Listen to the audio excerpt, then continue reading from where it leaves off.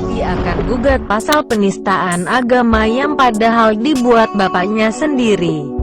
Opini Bangsa. Ketua Umum DPP PDIP Megawati Soekarnoputri memerintahkan jajarannya untuk terus mengawal kasus hukum yang menimpa Basuki Cahayapurnama Ahok.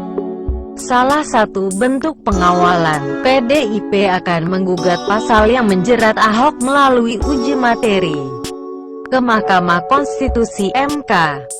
Semua akan kita tempuh sesuai perintah Ibu Ketum Megawati. Kita akan tempuh sesuai prosedur hukum yang berlaku saja, ujar Kepala Badan Bantuan Hukum dan Advokasi Pusat PDIP Junimat Girsang saat dihubungi di Jakarta, Jumat, tanggal 12 Mei tahun 2017. Junimat mengatakan, partainya akan mengajukan permohonan uji materi ke Mahkamah Konstitusi atas sejumlah pasal yang menjerat Ahok. Kemungkinan besar kami akan ajukan permohonan pada MK.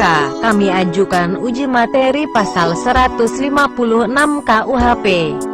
Putusan yang dieksekusi, tapi belum inkrah, kata Junimat saat dihubungi di Jakarta, Jumat, tanggal 12 Mei tahun 2017. Mantan Ketua Mahkamah Konstitusi, Prof. Mahfud MD menyatakan justru pasal penodaan agama ini dikeluarkan oleh Presiden Soekarno untuk menjaga kedamaian di Indonesia agar jangan sampai masyarakat main hakim sendiri jika agamanya dihina. Mahfud MD menjelaskan UU penodaan agama ini juga pernah diuji di MK agar dihapus. Dan MK telah menolak usul penghapusan karena UU penodaan agama itu konstitusional. Di era Gus Dur jadi presiden juga UU penodaan ini tidak dicabut oleh Gus Dur.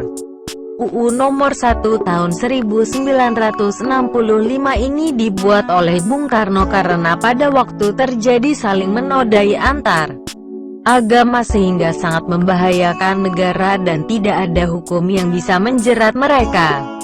Sehingga mereka main hakim sendiri, kata Mahfud MD dalam telewicara di Tifon, Jumat, tanggal 12 Mei tahun 2017. Persoalannya tidak pada undang-undangnya. Kalau menganggap keputusan hakim salah, ya keputusan hakimnya yang diajukan banding diuji lagi ke pengadilan tinggi sampai kasasi di Mahkamah Agung, itu prosedur hukum yang biasa. Artinya kalau ada keputusan hakim yang tidak memuaskan seorang atau sekelompok orang lalu UU-nya yang mau dihapus itu saya kira terlalu berlebihan, papar Mahfud MD. Penjelasan lengkap Mahfud MD dalam video berikut. Politik ya, terserah DPR dan pemerintah, tapi saya akan memberi perspektif historis dan konstitusi kita. Pertama, Undang-Undang nomor 1 tahun 65 ini itu dulu dibuat oleh Bung Karno dalam bentuk Penpres, penetapan presiden, karena pada waktu itu memang terjadi saling menodai antar agama sehingga sangat membahayakan negara dan tidak ada hukum yang bisa menjerat mereka pada waktu itu, sehingga mereka main hakim sendiri di lapangan. Maka Bung Karno pada waktu membuat Penpres ini. Pada tahun 66 MPRS memerintahkan kepada DPR dan pemerintah agar semua Penpres itu dinilai ulang, karena Penpres itu bukan dikenal di dalam tata hukum kita. Tidak ada itu namanya produk hukum Penpres. Pada tahun 68 dengan TAP MPRS nomor 39, MPR mengingatkan lagi kepada pemerintah, ini ada Penpres ini banyak sekali supaya ditinjau ulang. Maka dilakukanlah legislative review ya, bukan judicial review, di mana DPR pada waktu itu mengeluarkan Undang-Undang nomor 5 tahun 69 yang mengatakan Penpres nomor 1 tahun 65 itu adalah legal, sah dan diperlukan oleh negara. Itu Undang-Undang nomor 5 tahun 69. Nah, ketika saya di MK, ini diuji lagi ke MK.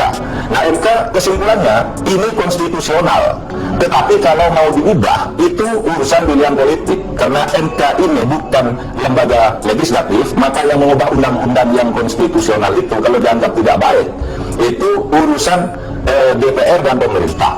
Nah memang pada waktu itu kontroversinya luar biasa, masing-masing mendatangkan ahli, bahkan ada yang sampai berkelahi dan demo menyembelih kambing di depan gedung MK gitu.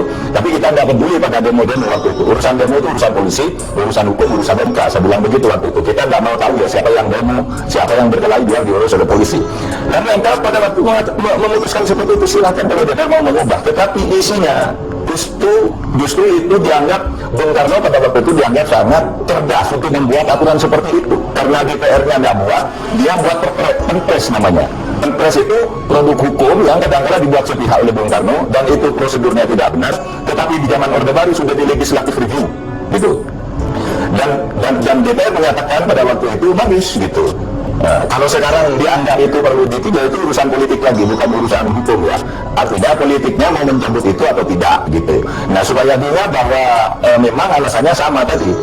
Pada waktu itu kalau tidak ada aturan hukum yang mengatur, orang kalau agamanya diniskan bisa main hakim sendiri, seperti yang terjadi antara tahun 63 sampai 65. Itu yang menyebabkan Bung Karno mengeluarkan Perpres itu gitu.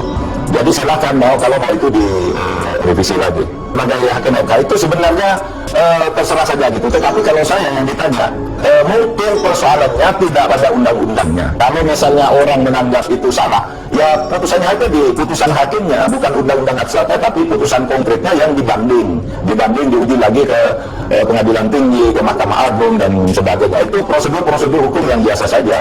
Artinya hal yang hanya kasus konkret yang mungkin tidak memuaskan orang atau sekelompok orang, lalu undang-undangnya yang mau dihapus, itu saya kira terlalu berlebihan. Supaya dilihat juga, ada yang menyebut dulu waktu Gus Dur juga ikut menguji undang-undang ini ke MK pada saat ke MK, tapi ditolak. Lalu Gus Dur sendiri waktu presiden kenapa tidak mencabut? Saya bilang begitu, saya sudah ketemu dengan Gus Dur, saya nggak bisa begitu karena ini urusan legislatif. Gus Dur waktu presiden harusnya cabut, ini bisa dengan dua cara: satu, legislative review, yang kedua bisa keluarkan perpu karena dianggap itu salah. Toh ini sudah lama sekali, karena persoalan memang di masyarakat ini masih banyak yang menganggap ini penting. Ingat pada waktu itu ada 71 saksi ahli atau ahli yang didatangkan ke MK dengan segala kontroversinya. Lalu kita katakan sudah silakan DPR aja gitu.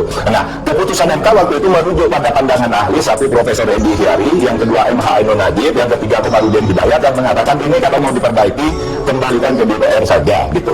Nah sekarang silahkan DPR, hukum itu bisa berubah sesuai dengan perubahan masyarakat, itu teori yang sangat baku. Kalau sekarang perlu ada peninjauan, diperkeras atau dicabut atau dipermudah, itu adalah urusan politik dan rakyat supaya ikut memberi masukan terhadap perkembangan ini.